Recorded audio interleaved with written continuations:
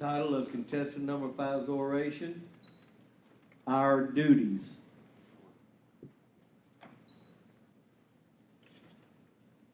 What are your duties as an American citizen?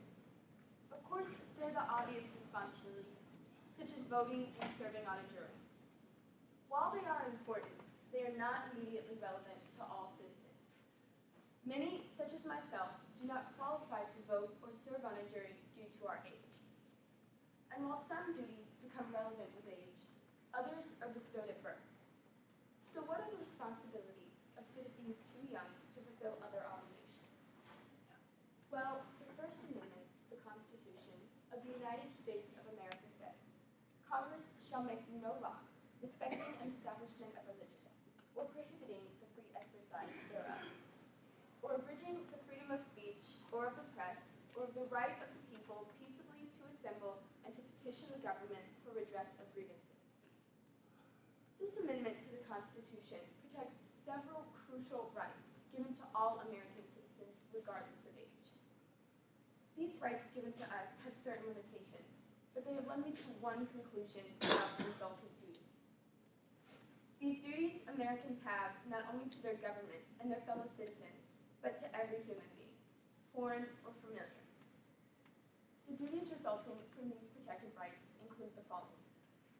First, to fully utilize freedom of expression for good purposes and not evil. Second, to seek and find the will of goodness through freedom of belief and to fully live it to the best of one's capabilities. Finally, we must be aware of the political actions currently occurring that violate the will of goodness and seek to arrest them. The first duty you have resulting from the First Amendment is to fully utilize freedom of expression for good purposes and not evil. The pistol. It has no ethical development, and words like guns do not possess a conscience, but they are weapons.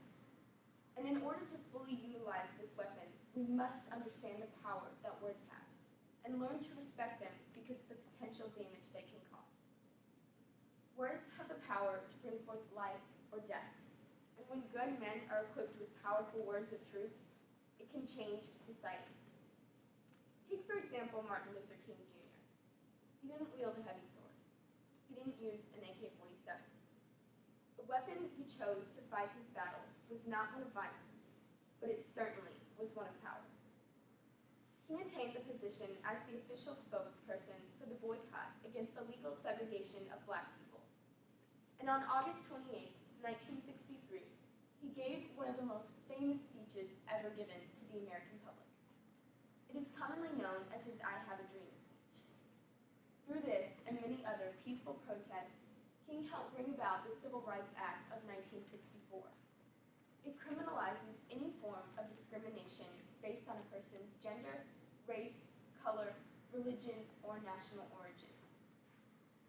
As you can see, words have the power to alter the way society functions, and we need persons such as King, who are willing to speak against the status quo in order to achieve justice. Our first president, George Washington, understood the importance of freedom of speech. In 1783, in an address to an assembly of Army officers in Newburgh, New York, he stated, "If freedom of speech is taken away, then dumb and silent we may be led, like sheep to the slaughter. We must use our freedom of speech in order to change societal standings with which we disagree and to fight for our convictions." Another duty you have, resulting from the First Amendment, is to seek the will of goodness and to fully live it to the best of your capabilities. In order to live out the will of goodness, one must determine what it actually is. No human being is perfect. We are all sinful by nature. Our founding fathers made this belief clear in the way they set up checks and balances, which ensure no one person has too much power. Billy Graham once described the inner struggles between good and evil in his book, The Holy Spirit, Activating God's Power in Your Life, with an analogy that went something like this. An Eskimo fisherman came to town every Saturday afternoon. He always brought his two dogs with him. One was black, the other was white. He had taught them to fight on command. Every Saturday afternoon, an in the town square, the people would gather, and these two dogs would fight, and the fishermen would take bets. On one Saturday, the black dog would win. Another Saturday, the white dog would win. But the fisherman always won.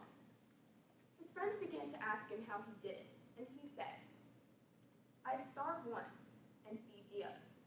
The one I feed always wins because he is stronger." Billy Graham compares this story with the current inner struggles of a human between good and evil. The desires you fuel are always going to be more powerful than those which you deny.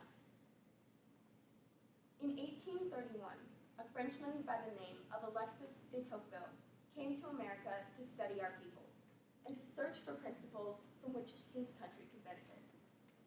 He then wrote a book called Democracy in America, which discusses several different aspects of our country. In the introductory chapter of this book, he explains that in order for freedom to exist, there must be morality. And in order for morality to exist, there must be faith. Thanks to the First Amendment, we can freely and openly live out our faith. Our duty is simply to earnestly seek the will of divine goodness and to fully live it to the best of our capabilities. Finally, we must be aware of the political actions currently occurring that violate the will of goodness and seek to arrest them.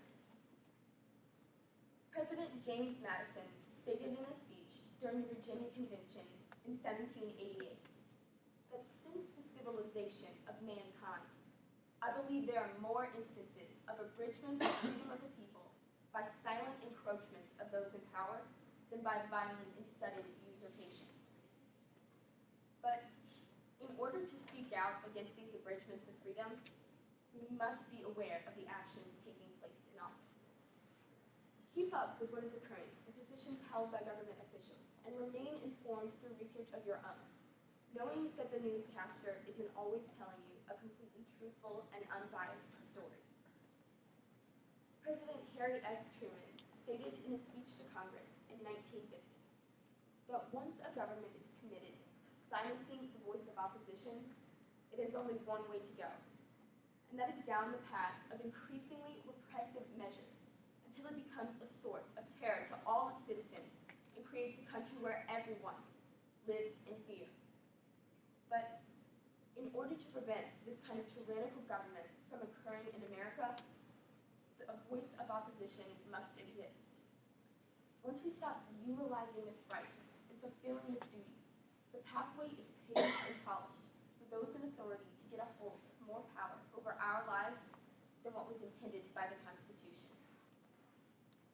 Even though this duty may seem a daunting one, we owe it to our children and grandchildren to preserve democracy by making our voice heard, and by staying informed in order to take action against deeds that would endanger not only our own rights, but also those of our fellow citizens. In conclusion, there are many rights and duties resulting from the First Amendment that apply to all citizens, 9 to 92. The first being to fully utilize freedom of expression for good purposes and not evil. The second being to seek and find the will of goodness through freedom of belief and to fully live it to the best of our capabilities. Finally, we must be politically active by making our voice heard. You may be wondering, how are these duties of Americans important to non-citizens? Here's why. We are a beacon of freedom and democracy for an increasingly oppressed world. But once that beacon is extinguished, the poor, the tired, the downtrodden have no ray of hope to which they can cling. Don't take for granted the freedoms given to you in the Constitution, and don't neglect the duties that come along with them. While some may abuse these rights for selfish gain, I encourage you to use them to help create a more perfect union.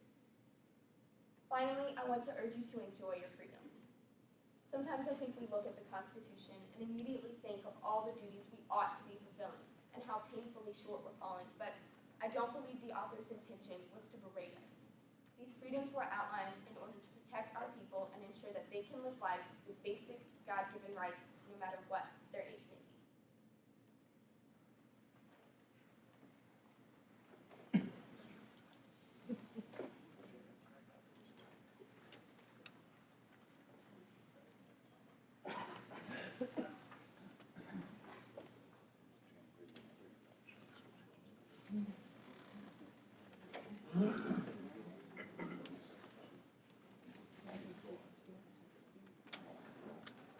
Time for contestant number 5, 9 minutes, 40 seconds, no penalty.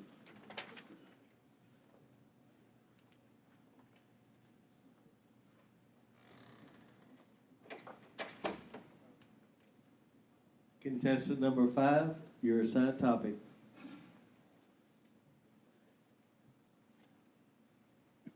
Perjury, plagiarism, incitement to imminent lawless action, true threats, solicitations to commit crimes, blackmail, and child pornography. No, this is not some kind of criminal to-do list. In fact, these are types of speech which remain unprotected by the First Amendment.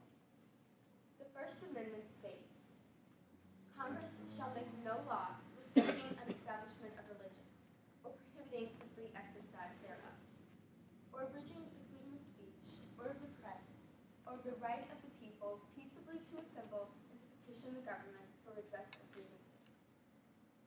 One court case involving this amendment would be that of the New York Times versus the United States. Let's set the scene. The year is 1971, and the country is very divided on the issue of the Vietnam War. To make matters worse, official documents have been illegally copied and leaked to the press. Both the New York Times and the Washington Post were able to get a hold of these documents officially known as the History of U.S. Decision-Making Process on Vietnam Policy. These papers are informally nicknamed the Pentagon Papers. But upon government request, the New York District Court orders that these papers shall not be published. Why? The Nixon administration believes these papers have the power to endanger national security.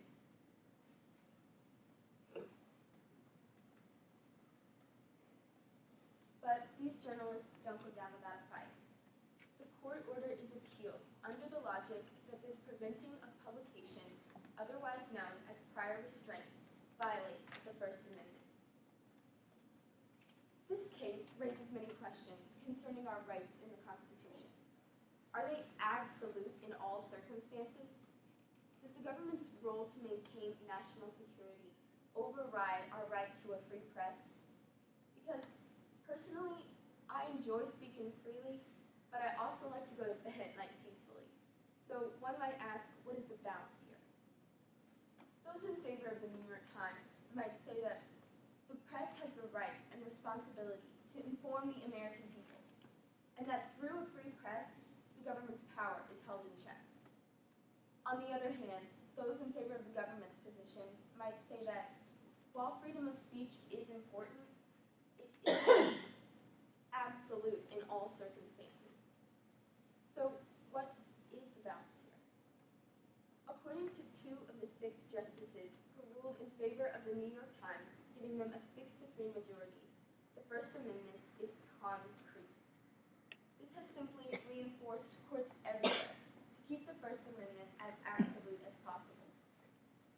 And while the court did rule in favor of the New York Times, there are many who still disagree with this final decision. One example would be Chief Justice Warren Burger, who explains that freedom of speech as absolute in all circumstances is a view he respects, but one he simply cannot take on as his own due to the complexity and importance of the government's role to maintain national security. So, the real question brought up by this case would be this.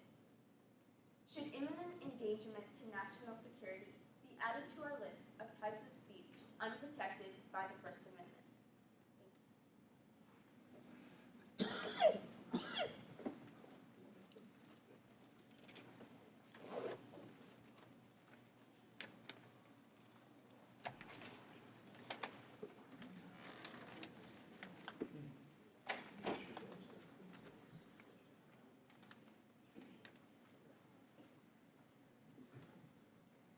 Time for contestant number 5, 3 minutes, 41 seconds, no penalty.